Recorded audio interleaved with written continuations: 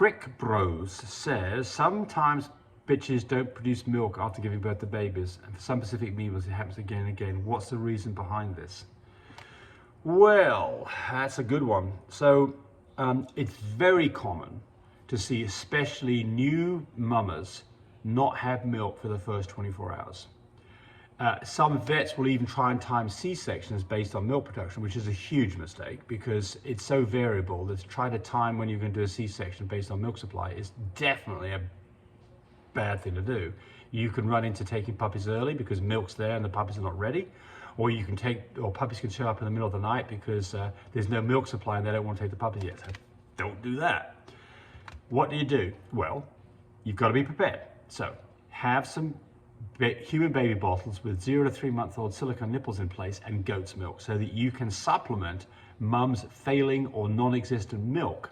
What you do want puppies to get, if possible, is the colostrum, the very first kind of yellowy looking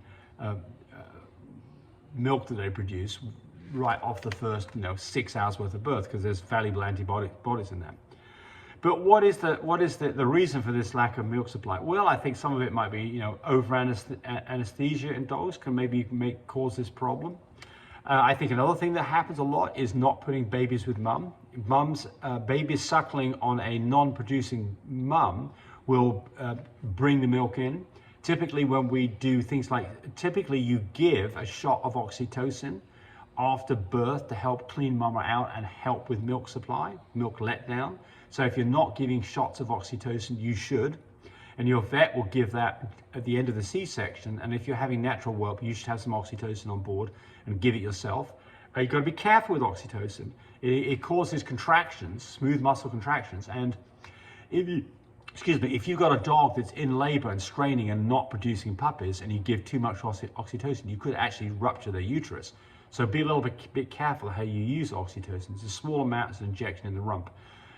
So I'm not going to give you dosages, you can go find that out for yourself. But you can have dogs that don't have good milk, and next time they have good milk. You can have dogs that get eclampsia, and because of that, they go into shock and they don't produce milk. You can have dogs that get too much milk developing before they whelp and get mastitis. There's a lot of reasons for this, and so unfortunately, there's no simple answer to this.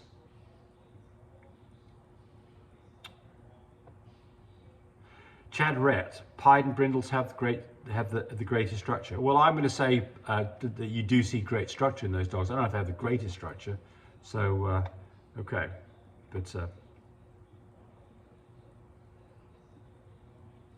Loris Davis, thank you for all the information on Frenchies. They're such sweet, wonderful breeds. They are, absolutely are. They are great dogs. I love these dogs, and so a lot of you have them, and those of you who've had your first Frenchie are just amazed at how loving these dogs are and how they really fit in with family life.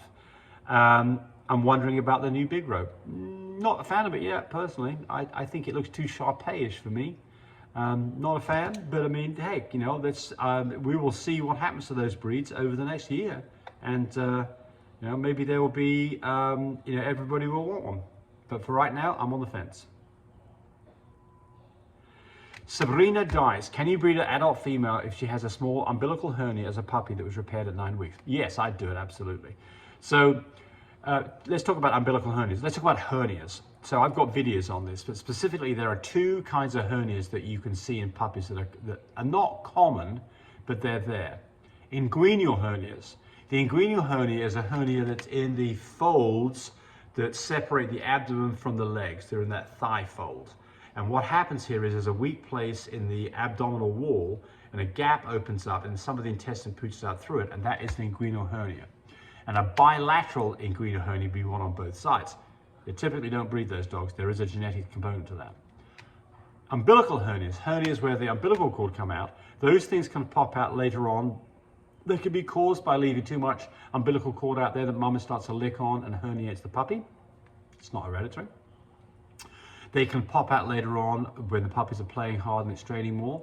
Again, I've seen quite a few dogs with umbilical hernias that have been repaired, and I've seen quite a few dogs that have umbilical hernias that are being bred and then that is fixed during the C-section. I would not worry about breeding those dogs with umbilical hernias. Inguinals, no, umbilicals be fine. But other people will tell you otherwise, and so remember, And what do you do here? You go ahead and breed the dog, and if you start to produce lots of umbilical hernias, you probably don't breed that dog anymore. But in all of these things, there's going to be two parties that produce a hereditary outcome, the male and the female. If you've got a female that had umbilical hernias before and you were worried about it, don't breed to the same stud in case there's a hereditary component. Breed to a different stud, and then hopefully those umbilicals go away.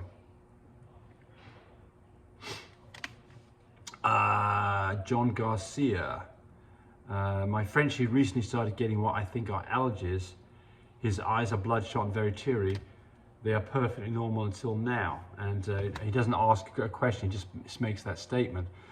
Yeah, well, I mean, you know, it's like Tammy, my wife, you know, she suffers from cedar trees. Cedar trees don't do her any favors at all. She'll have allergies and get red eyes from it. And so this can be a seasonal thing. So, you know, what's the cause of allergies? Well, you know, you can go on a hunt to find out. You know, if it's happening at certain times of the year, it's likely an allergy that's being caused by things outside like grass or pollen or things like that. If it's an allergy that's happening all the time, then it could be related to food. And so what do you do in these situations? Well, I mean, if it gets really bad, there are shots that you can give, and there's things that you can give for this, and you could probably get your vet involved in that. But the things that you can do would be to change diet, go to a very bland diet for a couple of weeks, maybe just chicken and rice, for instance. Now, some dogs have allergies to chicken, so it may not be the best advice.